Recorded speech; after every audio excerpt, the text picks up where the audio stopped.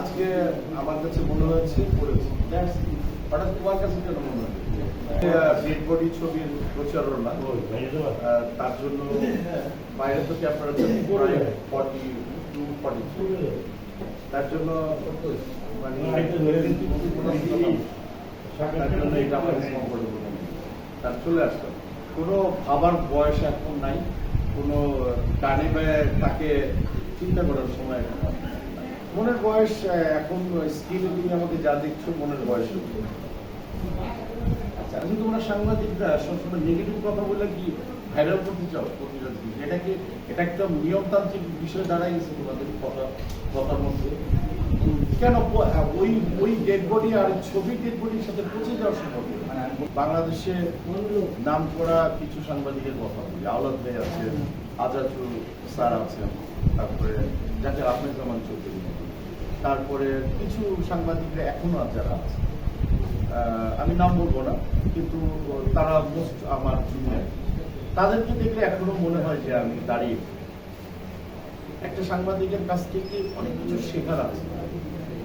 একটা সাংবাদিকরা আগে আমাদেরকে এসে শেখাত, মাথায় শোন এটা করবি, এটা করবি, এই ধরনের গল্প করবি, এটা করবি, এই ধরনের মানে উচ্চারণে এই প্রবলেম হচ্ছে, আমাদেরকে শিখাবো আমাদের সব কিছু।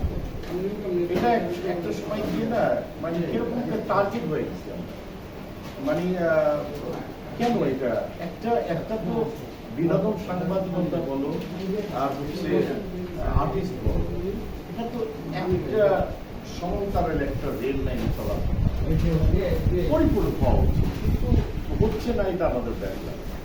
আমার পছন্দের চলচ্চিত্র অনেকগুলি নাম মানে বলার আছে, একটা পার্টিকুলার বলার মতো আগ্রহ আমার নাই।